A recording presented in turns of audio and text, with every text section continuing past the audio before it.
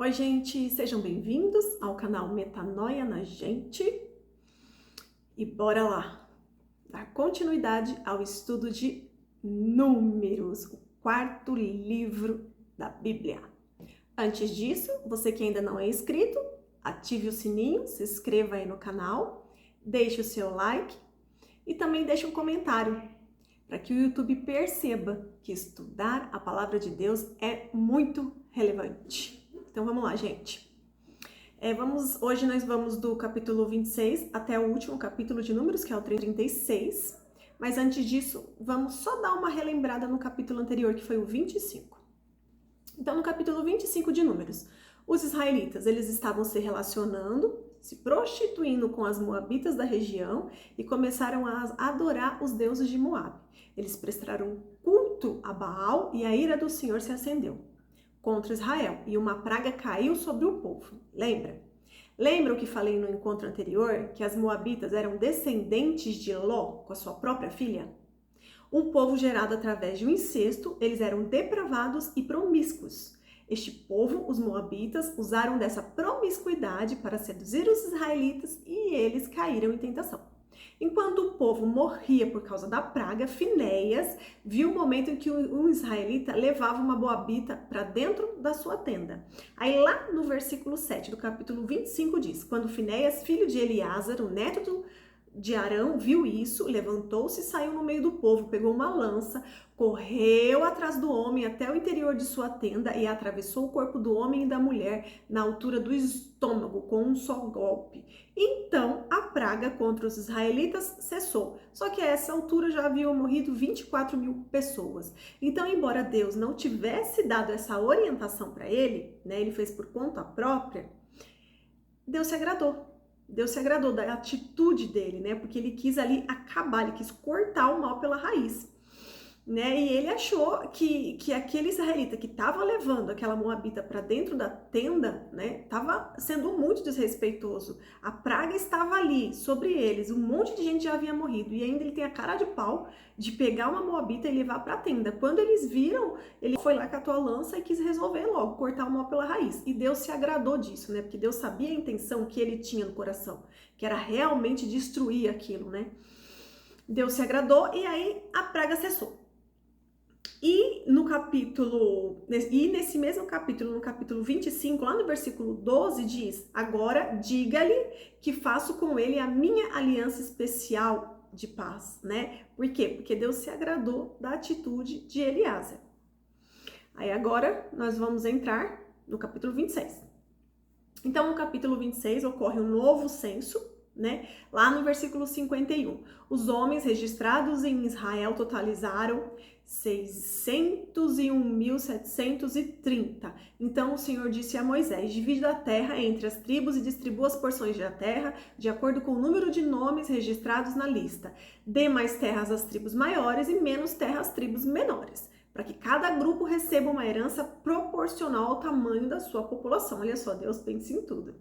Aí no versículo 63, esses foram os resultados do censo dos israelitas realizado por Moisés e pelo sacerdote Eleazar, nas campinas de Moabe, junto ao rio Jordão, do lado oposto de Jericó. Ninguém desta lista estava registrado no censo anterior dos israelitas, feito por Moisés e Arão no deserto do Sinai, pois o Senhor tinha dito a respeito deles: todos morrerão no deserto, nenhum deles sobreviveu, com exceção de Caleb e Josué. Lembra que Deus tinha estabelecido isso, Então aí está cumprindo a palavra de Deus, E muitos daqueles que murmuravam, que duvidaram da promessa de Deus, eles morreram, Durante todo esse percurso, eles morreram. Então sobreviveram os homens que no primeiro censo tinham 19 anos para baixo, E os dos que tinham 20 anos para cima só restou Caleb e Josué, E essa nova geração que entrará na terra prometida. Aí no capítulo 27, no versículo 1. Vamos lá, esse capítulo é bem interessante. Certo dia, Macla, em algumas bíblias está escrito Maala, Noa, Ogla, Milca e Tirza, as filhas de Zelofeade, fizeram uma petição. Elas eram 5 filhas de Zelofeade, Elas eram tataranetas de Manassés, que era filho de José, lembra? José do Egito. Aí no versículo 2, essas mulheres se apresentaram diante de Moisés, do sacerdote Eleazar, dos líderes das tribos e de toda a comunidade à entrada da tenda do encontro e disseram, no versículo 3, nosso pai morreu no deserto. Não era um dos seguidores de Corá, que se rebelaram contra o Senhor, mas morreu por causa do seu próprio pecado e não teve filhos homens. Porque o nome do nosso pai deveria desaparecer de seu clã só porque ele não teve filhos homens. Dê-nos uma propriedade entre o restante dos nossos parentes. Então lá elas foram reivindicar por um direito. Por quê? Porque elas eram em 5 mulheres, né? E naquela época as mulheres não receberiam porções de terra, né? E lá então elas foram reivindicar, o meu pai não teve filho homem, então, ou seja, nós não teremos a porção de terra, né, que seria de direito do meu pai, nós vamos fazer o quê? Vamos morar de favor na terra, no território das outras pessoas, elas não achavam isso justo, né? Então, e lembra que lá no capítulo 11, no versículo 16, fala que Deus distribuiu a porção do Espírito sobre os 70 líderes? Então, antes de chegar em Moisés, elas foram no líder de sua tribo, né? Depois no sacerdote Eleazar e chegaram até Moisés, né? E diante de toda a comunidade. Isso mostra que elas acreditavam que aquilo que elas estavam pedindo, reivindicando, era justo. E elas tiveram essa ousadia, né? Elas tiveram coragem de atrair a atenção de todos para que o caso delas fosse levado a Deus. Né? Elas sabiam que a forma justa de resolver aquela situação precisava vir de Deus, não é? Porque naquela época as mulheres não tinham os mesmos direitos que os homens, então elas sabiam ali que era só um poder sobrenatural para que a justiça fosse feita e elas também recebessem a porção delas que era por direito. Então, gente, Zelofiade, ele fazia parte da geração que saiu do Egito e presenciou os milagres de Deus.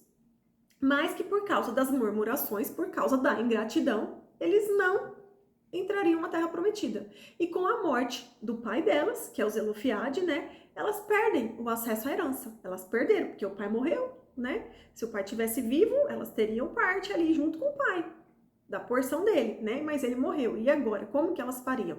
Então elas foram ousadas, foram corajosas, né? Primeiro falaram com elas, olha só, aqui mostra que provavelmente elas respeitaram a hierarquia. Primeiro elas foram no líder da tribo, depois elas foram no sacerdote, depois foi até Moisés, né? E Moisés levou o caso para Deus.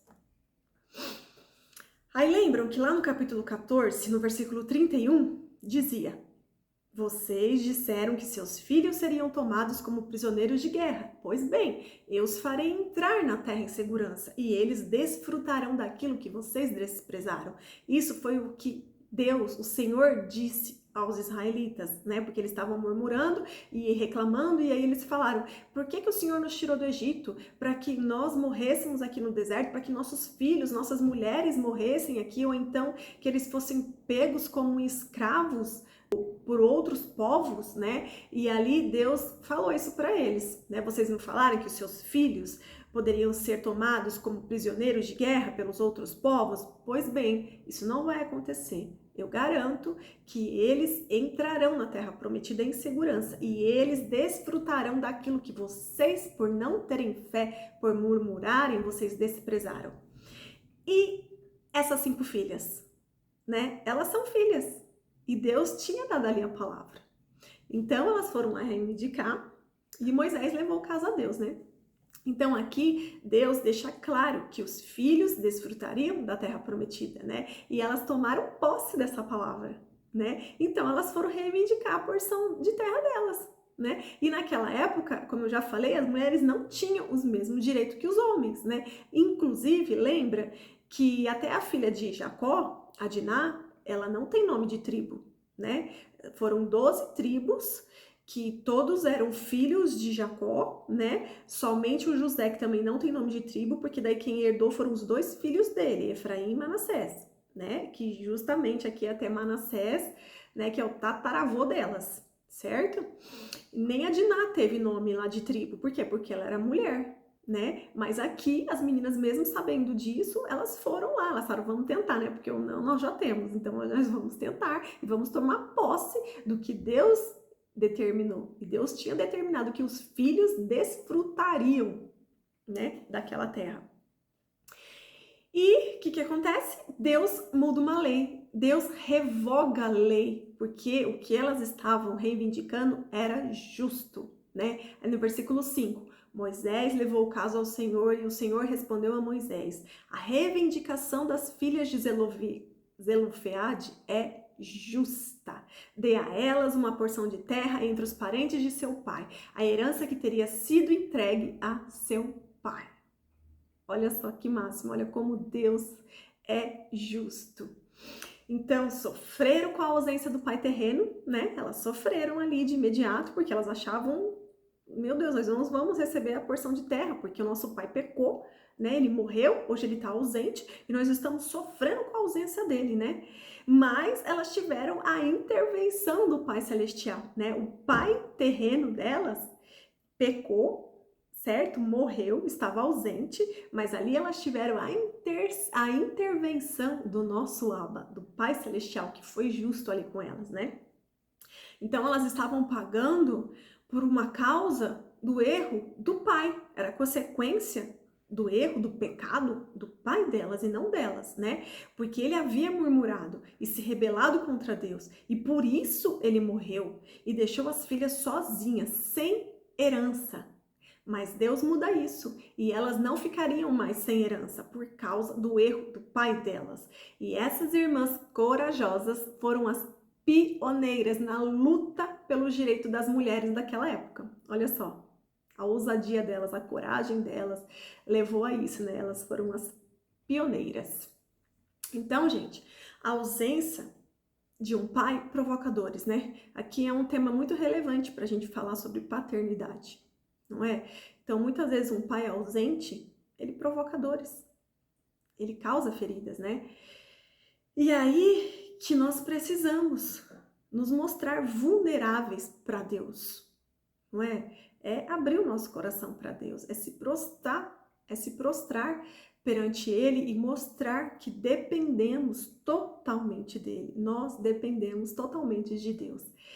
E vamos aproveitar aqui para a gente entender um dos significados de cada nome dessas 5 mulheres. Então vamos lá. O primeiro, Macla. Em algumas versões está escrito Mala, mas nós vamos considerar aqui como Macla. E um dos significados desse nome é confiança. Confiança. Então, quando seu pai terreno falhar com você, você pode continuar confiando no Abba, no nosso Pai Celestial. Zelofeade, ele morreu por causa do seu próprio pecado. E quantas vezes precisamos lidar com dores na vida por causa do pecado de um pai? Quantas queria que seu pai estivesse presente na festa de escola, na sua formatura, no seu casamento, mas o pecado da prostituição, ou o pecado do alcoolismo, ou o pecado das drogas, ou outros pecados tiraram isso de você, né? Quantas sofreram com a ausência de um pai, porque foram fruto de um adultério, porque foram concebidas fora da aliança do matrimônio. Mas presta atenção. A fidelidade e a presença de Deus nunca se ausenta. Seu pai terreno pode ter falhado com você, mas Deus não falha. E devemos ter confiança e se apegar nessa verdade, porque essa é a verdade. E você vai entender isso quando você confiar em Deus como pai, quando você encontrar a paternidade em Deus. Você já ouviu a canção? Uma canção que diz, ela fala assim: eu não sou mais órfão, eu tenho um pai, e o meu pai me ama, e ele é tão bom. Coloca essa canção aí no Spotify ou no YouTube. Ouve ela inteira para você entender. Você não é mais órfão, você tem um pai, e ele te ama, ele me ama, e ele é muito bom. Aí o nome da segunda filha era Noa. E um dos significados deste nome é trabalho, aquela que não se detém, que é trabalhadora, que é incansável. Quando seu pai terreno negligenciou você de alguma forma, seu Pai Celestial trabalhou incansavelmente por você. Começa aí a lembrar, busca aí nas suas memórias quantos livramentos que Deus já te deu. Gente, eu começo a lembrar desde a minha infância. Quantos livramentos que Deus me deu. Mesmo eu não entendendo sobre Ele, mesmo eu não buscando intimidade, Deus me dava muitos livramentos. Hoje, com entendimento sobre a palavra, eu começo a lembrar e eu vejo como que Deus é maravilhoso e misericordioso, mesmo sem merecer. Ele nos dá livramentos. Então, às vezes, você está aí se afundando na amargura porque seu pai não pagou sua faculdade, porque seu pai não comprou aquilo que você queria ou aquilo que você tanto precisava. Está aí com feridas abertas, porque seu pai não trabalhou para suprir as suas necessidades básicas. Mas chega, está na hora de se libertar, se liberta disso. Na hora de entender que temos um pai, o nosso Deus, e que esse Pai Celestial, ele trabalha por nós. Vão lá em Gálatas, no capítulo 1, versículo 4, e leiam, que fala justamente sobre isso. O nome da terceira filha era Ogla. E um dos significados é equilíbrio. O equilíbrio que não te deixa cair. O desequilíbrio que seu pai pode ter te provocado é curado através do equilíbrio que Deus te proporciona para chegar onde você precisa. Então você não precisa se lembrar dos equilíbrios que seu pai te proporcionou. Foca em Deus, foca no Abba. Ele nos dá o equilíbrio necessário para que a gente consiga ali se manter em pé, para que a gente consiga ter o equilíbrio emocional, para a gente seguir em frente. Entende? A quarta filha se chamava Milca e um dos significados é a autoridade. Se o desprezo das pessoas quiser nos calar, Deus nos dá a voz de autoridade. Uma mulher de autoridade. E lembrando que a autoridade é diferente de autoritarismo. Depois pesquisem aí que é diferente. Nós estamos falando de autoridade. E Deus nos dá essa autoridade. Deus ouviu a voz de autoridade dessas 5 irmãs. E a quinta filha se chamava Tirza. E um dos significados é prazer de Deus. Deus ouve as nossas necessidades e Ele tem prazer em nós. Deus se agrada de nós. Ele nos ama. O Pai Celestial nos ofereceu uma paternidade imensurável. E mesmo soberano e superior a tudo, escolheu nos fazer filhos e co-herdeiros com Jesus Cristo. Lá em João, capítulo 1, versículo 12, diz: contudo, aos que receberam, aos que creram em seu nome, deles o direito de se tornarem filhos de Deus. Está escrito. Então, gente, aceite Jesus como seu único Senhor e Salvador. Dessa forma, você será adotado como filho. Encontre a paternidade em Deus. Permita a transformação de Deus em sua vida. Permita que suas feridas possam ser cicatrizadas. Depois vão lá em Romanos, capítulo 8, leiam todinho esse capítulo e meditem nesse capítulo, né? E para finalizar esse tema, vamos rapidinho lá em Mateus, capítulo 10, a partir do versículo 33. Mas aquele que me negar diante dos homens, eu também o negarei diante do meu Pai, que está nos céus. Não pensem que vim trazer paz à terra. Não vim trazer paz, mas espada. O que é essa espada? Essa espada se refere à Bíblia, à palavra de Deus. Pois vim para fazer que o homem fique contra seu pai, a filha contra sua mãe, a nora contra sua sogra. Os inimigos do homem serão os da sua própria família. Esse versículo, gente, 36, lá do capítulo 10, ele é perturbador, né? Porque Se você não tiver estudado a fundo a palavra, você fica sem entender, né? Como que Jesus está falando uma coisa dessa, né? Ele fala aqui que o homem fique contra seu pai, a filha contra sua mãe, a nora contra sua sogra. O que que quer dizer isso? Aí depois do versículo 37. Quem ama seu pai ou sua mãe mais do que a mim, não é digno de mim. Quem ama seu filho ou sua filha mais do que a mim, não é digno de mim. Então, gente, para permitir paternidade de Deus em nossas vidas, para conseguir viver a herança de Cristo, né? Porque se você é filho, você tem direito à herança. E é isso que aquelas irmãs estavam reivindicando, a herança do pai delas. E se você for adotado como filho, você tem direito à a herança celestial do nosso Abba. Então para a gente conseguir viver essa herança de Cristo, né, que ela está sendo formada em nós, para alcançarmos essa consciência maior, né, que é colocar em prática a palavra de Deus no nosso dia a dia, tudo aqui que a gente estuda, a gente tem que ter discernimento para a gente colocar em prática no nosso dia a dia, né? Para isso, nós precisamos se desprender daquela ferida de estimação. Sabe aquela ferida que lá no fundo você não quer que cicatrize? Porque é através dela que você se faz de vítima, entende? Os seus argumentos são baseados naquela ferida. E lá no seu íntimo, na verdade, você não quer que ela cicatrize. Mas para você acessar a herança do nosso Abba, você precisa se desprender dessa ferida. Permita que Cristo cicatrize essa sua ferida.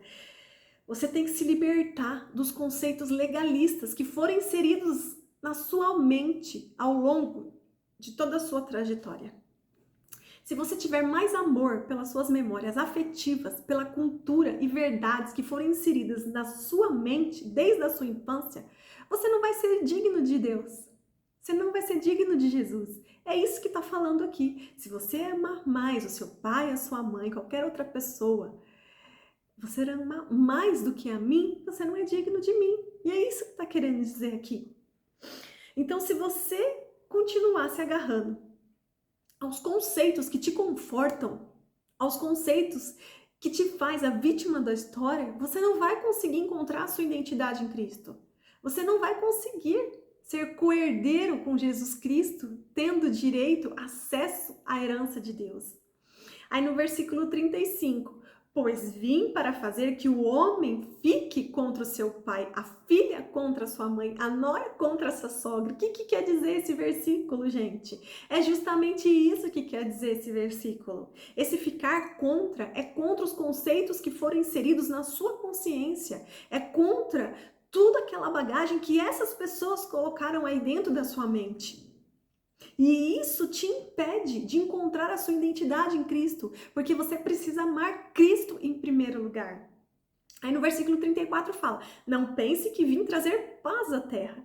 Não vim trazer paz, mas a espada. O que é a espada? É a palavra, gente. É o que justamente faz separação. É o que justamente te liberta disso. A palavra de Deus é essa espada. E é essa espada que gera o confronto das heranças emocionais com a herança espiritual. Para que você consiga ter acesso à herança do nosso Abba, você precisa permitir, você precisa querer essa transformação na sua mente. Esse é o processo de metanoia. Esse que é o processo de metanoia, que é justamente o objetivo deste grupo de estudo Metanoia na gente. É a renovação da mente, que diz lá em Romanos, capítulo 12, versículo 2. É justamente isso. E é através dessa renovação da mente que a gente vai entendendo, que a gente vai permitindo essa renovação, entende? Que você vai deixando para trás toda aquela cultura que foi inserida. Lembra aquela cultura do Egito?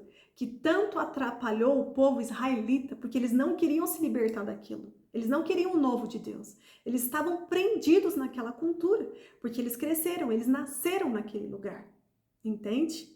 Então, por mais que as pessoas dissessem que aquilo era errado, eles não queriam se desprender daquilo. Eles tinham saudade da escravidão do Egito.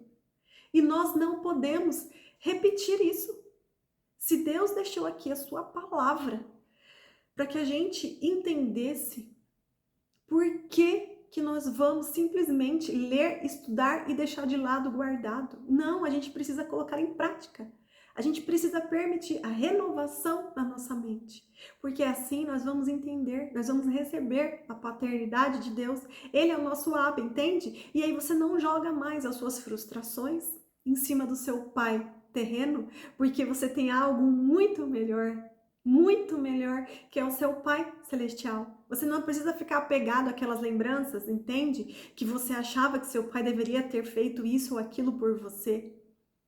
Você não fica ali agarrado aos pecados que seu pai cometeu toda hora falando sobre isso. Se liberta. Foca em Cristo Jesus. Porque através dele temos a oportunidade de ser adotados como filho e ser co-herdeiros com Cristo.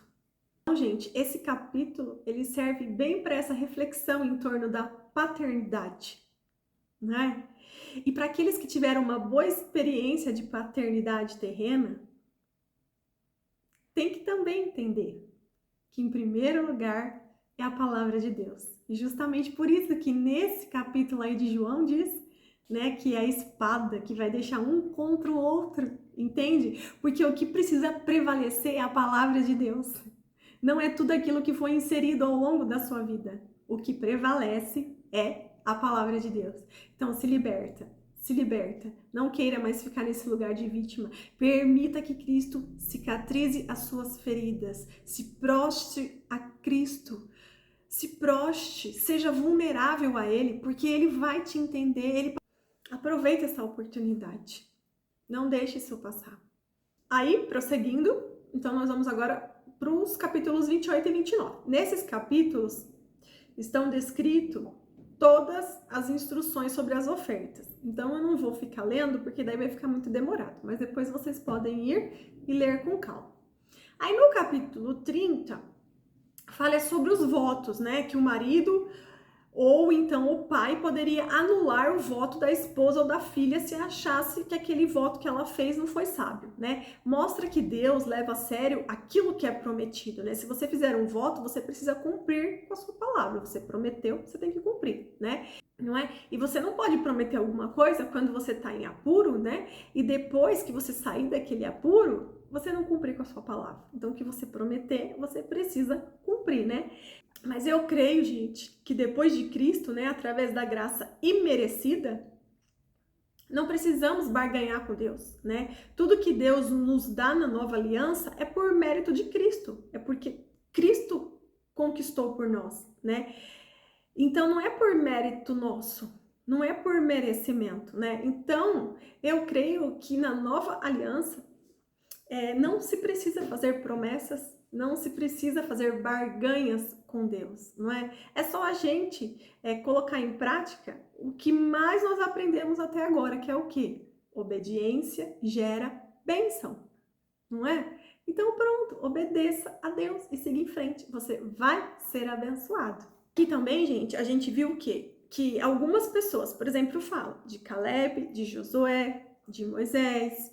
O que aconteceu? Eles eram obedientes, né? Mas eles eram seres humanos, eles eram pecadores. Às vezes acabava, né, escorregando e cometendo pecado, né? Mas mesmo assim, eles eram obedientes, né? Eles aqui são exemplos pra gente de pessoas obedientes, né? Eles acreditavam em Deus, eles seguiam a direção de Deus, né? Onde Deus mandava, eles iam, eles obedeciam. E mesmo assim, eles passaram pelo deserto. Por quê? Porque é pelo deserto que a gente é fortalecido, não é?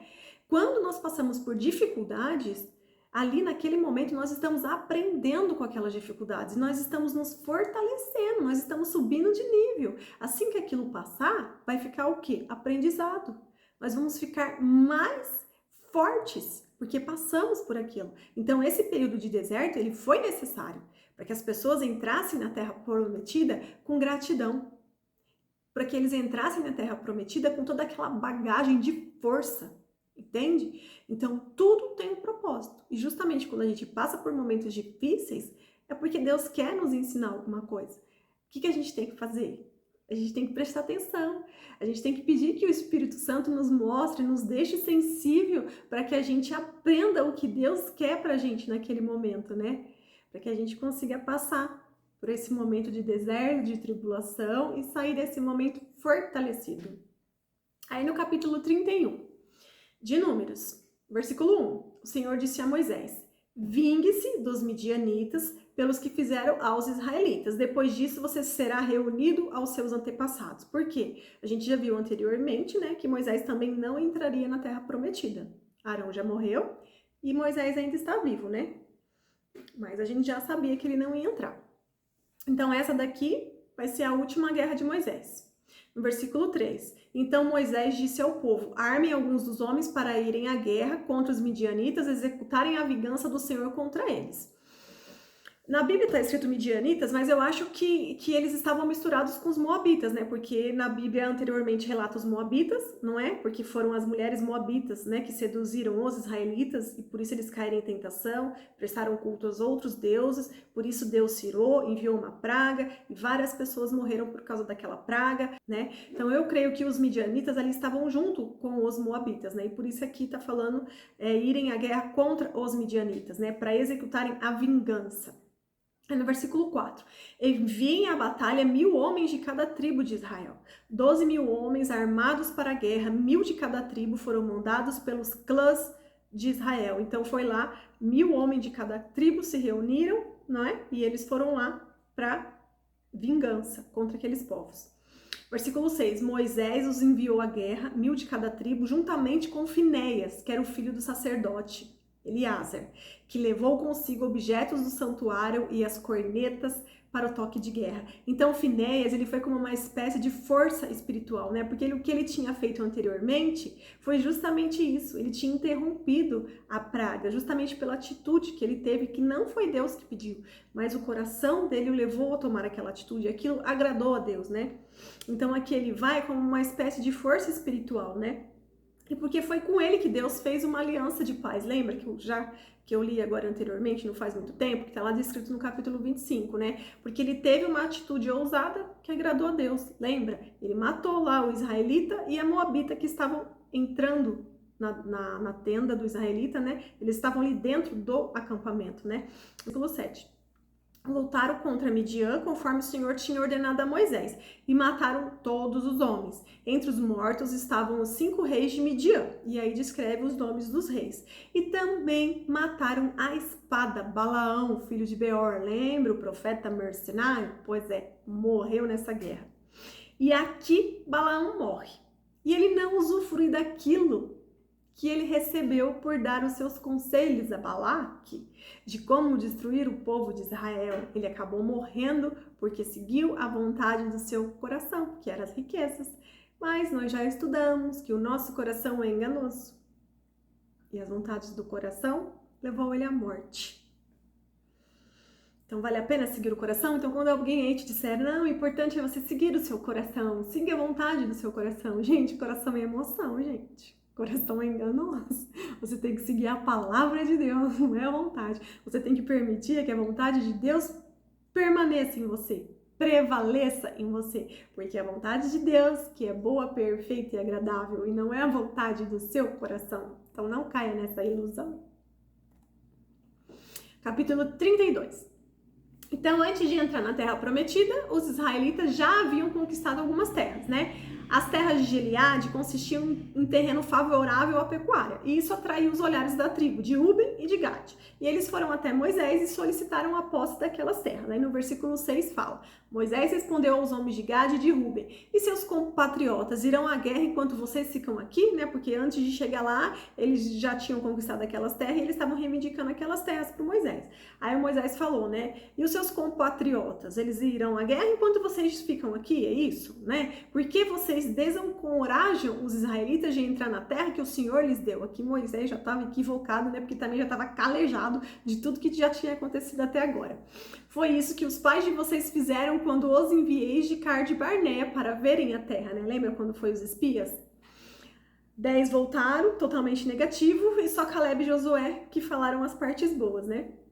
Então, creio que aqui, gente, o Moisés, ele respondeu no impulso, porque ele já estava calejado de tudo que tinha acontecido, né? De toda aquela desobediência, aquela murmuração, como que aquilo já tinha atraído a ira de Deus. Então, aqui Moisés, por impulso, não consultou a Deus, mas ele já foi falando, não, né? Vocês lembram tudo que já aconteceu por causa disso, né? E como que todo mundo vai à guerra e vocês já vão ficar aqui? Vocês não vão ajudar a gente a conquistar a terra prometida, que foi isso que Deus nos prometeu? Vocês querem parar aqui, justo agora, já estão quase chegando lá, né? E aí, Moisés não consultou a Deus por impulso, né? Ele pegou e falou mesmo. Aí no versículo 16, então se aproximaram dele e disseram: gostaríamos de construir aqui currais para o nosso gado e cidade para nossas mulheres e filhos. Aqui são os representantes das duas tribos falando para Moisés. Mas nós nos armaremos e estaremos prontos para ir à frente dos israelitas até que os tenhamos levado ao seu lugar. Enquanto isso, nossas mulheres e nossos filhos morarão em cidades fortificadas para se proteger dos habitantes da terra. Não retornaremos aos nossos lares enquanto todos os israelitas não receberem a sua herança, né? E eles falaram isso: não, Moisés, nós vamos ajudar vocês sim a conquistar a terra prometida, mas nós queremos já essa região, e assim nós vamos deixar nossos filhos, as nossas esposas aqui, as nossas mães, porque aqui elas ficarão protegidas, né? E depois que a terra prometida for conquistada, aí sim que nós retornaremos. Então, dessa forma, o acordo foi feito e Moisés concordou. Aí no capítulo 33, faz um resumo das jornadas do Egito até o Jordão, né? De toda a jornada que eles fizeram. Aí no capítulo 34, Deus descreve os preparativos para entrar na terra, né? Deus ali estabelece limites, né? Assim como nós temos que buscar o discernimento em Deus para respeitarmos os limites em tudo em nossas vidas, né? Porque quando o limite é ultrapassado, coisas ruins podem acontecer, né? O limite é o quê? É uma forma de proteção. E nesse capítulo descreve lá todos os limites. Depois vocês leiam com calma que vocês vão entender, né? Da mesma forma que Deus ali deixa descrito para eles os limites que eles deveriam respeitar, porque era uma forma de proteção, nós também temos que respeitar os limites, né? Que a palavra de Deus nos ensina, né? A gente não pode avançar se a gente sabe que pode dar ruim, né? A gente tem que ficar ali na proteção de Deus. Aí no capítulo 35 vai falar sobre os levitas, né? Sobre as terras. Então, ó, lembra que a gente já falou anteriormente? Os levitas, eles não receberam uma terra específica, né? Mas eles ganharam 48 cidades. Aqui tá explicando isso. Eles ganharam 48 cidades e seus arredores dentro da herança das outras tribos. Então, eles não teriam uma terra deles, né? Da tribo deles. Mas eles ganhariam essas cidades que estaria dentro da herança das outras tribos. A gente já falou isso anteriormente. Isso permitiria que os levitas continuassem o seu serviço sacerdotal entre os israelitas, né? Então, a tribo de Levi, ela não tinha que ficar concentrada num território só, como as outras tribos, né? Eles tinham que ficar espalhados entre as tribos, né? Então, neste capítulo também fala sobre a cidade de refúgio, né? Que são ilustrações de Cristo como refúgio, né? Que acolhe o pecador que recorre a ele em fé. Então, aquele pecador que recorre a Cristo pode encontrar refúgio em Jesus, não é? Aí, nos versículos desse capítulo, fala que se alguém morresse por causa de violência, era considerado um assassinato. Mas o suspeito de assassinato, ele não era automaticamente considerado culpado, né? As cidades de refúgio asseguravam ao acusado que a justiça seria feita. Mas se ele ou ela deixasse a cidade, eles seriam considerados culpados, porque eles estavam fugindo do refúgio, né? E eles poderiam ser mortos pela parte vingadora. Então, as cidades de refúgio, elas representavam o cuidado de Deus pela justiça em uma cultura que nem sempre protege o inocente. Então, é injusto tanto relevar os maus feitos, quanto estabelecer conclusões precipitadas quanto à culpa, né? Antes a gente tem que verificar. E por isso que existia essa cidade de refúgio, né? Então, quando alguém for acusado de fazer algo errado, posicione-se pela justiça, né? Proteja aquele cuja culpa ainda não foi comprovada. Se não foi comprovada a culpa, ele tem que ficar na cidade de refúgio protegido, né? E tem que, antes de tomar alguma atitude, tem que ouvir ambos os lados, né? Tem que ouvir ambos os lados das histórias, né? Então, por exemplo, quando um pai mata um estuprador, né? Esse pai, ele cometeu assassinato, né? Mas foi para quê? Para vingar o cara que fez mal para sua filha, entende? Então, o que ele fazia? Ia para a cidade de refúgio. E lá eles iriam averiguar o que aconteceu, né? Ocorreu um assassinato, mas por qual motivo? E ali eles iriam averiguar. Enquanto isso, aquele homem estaria ali protegido naquela cidade de refúgio que está entre essas 48 cidades que foram separadas para os levitas, né? Então os levitas ficaram em cidades espalhadas por todas as tribos e ali foram separadas 6 cidades. Que essas 6 cidades eram as cidades de refúgio que ficavam sob a administração, né, dos levitas. Aí no último capítulo de Números, capítulo 36. Pensando na divisão da herança, alguns representantes da tribo de Manassés consultaram Moisés acerca da parte que caberia às filhas de Zelofeade. Lembra que a gente falou anteriormente, né? Porque apesar da conquista delas de um direito que foi divinamente reconhecido, porque foi reconhecido por Deus, né? Os seus irmãos de tribo visualizaram o prejuízo que poderia acontecer caso elas se casassem com homens de outras tribos, né? Porque daí ocorreria o quê? A transmissão daquelas terras para esses maridos. Entende? Então, eles foram lá questionar Moisés. Moisés, como que nós vamos fazer nesses casos, né? Porque se elas casarem com homens de outras tribos, os homens terão acesso a essas partes das terras, né? Que são delas, sendo que elas são das tribos de Manassés. Então, como que vai ficar isso? Não seria justo, né? E aumentar as terras daquele marido com quais elas iriam se casar. Aí no versículo 6 do capítulo 36. É isto que o Senhor ordena quanto às filhas de Zelofeade. Elas poderão casar-se com quem lhes agradar, contanto que se casem dentro do clã da tribo de seu pai. Nenhuma herança em Israel poderá passar de uma tribo para outra, pois todos os israelitas manterão as terras das tribos que herdaram de seus antepassados. Versículo 11. As filhas de Zelofeade, Maacla, Tirza, Ogla, Milque e Noá casaram-se com seus primos paternos. Então elas casaram com homens da mesma tribo e assim elas conservavam ali a heranças, né, daquela terra que foi destinada para aquela tribo de Manassés. E assim a gente encerra o capítulo de Números. Foi muito bom. Muito obrigada pela companhia de vocês. Eu espero que vocês tenham gostado. Eu espero que o Espírito Santo tenha tocado no coração de cada um, de cada uma. Eu espero que Deus tenha iluminado o entendimento de vocês. Eu espero que vocês consigam colocar em prática tudo que nós aprendemos nesse livro maravilhoso. Então, no próximo encontro, nós iniciaremos o livro de Deuteronômio. Será o último, 5º livro do Pentateuco, que foi o livro que Moisés escreveu. Gente, muito obrigada e vamos orar então para encerrar. Obrigada, papai, obrigada por sua palavra, Senhor, obrigada por tantas revelações, Senhor. Nós permitimos, Senhor, essa espada de Cristo, papai, que é a sua palavra, papai. Ó Senhor, nos dê discernimento, ilumine o nosso entendimento para que a gente possa fazer essa separação com essa espada, papai, para que a gente possa ser limpo, purificado, Senhor, para que a gente possa ser renovado, Senhor, para que a gente tome posse da herança, da sua herança, Abba, para que de fato a gente possa ser co-herdeiro com Jesus Cristo. Muito obrigada, papai, muito obrigada, Senhor, pela palavra que o Senhor nos deixou, que a gente consiga colocar em prática no nosso dia a dia. Obrigada, Abba, obrigada, Jesus, pela sua obediência, obrigada pelos seus ensinamentos, muito obrigada, Jesus, obrigada. Nosso irmão mais velho, nós te amamos. Em nome de Jesus, amém. Amém. Valeu, gente. Até a próxima.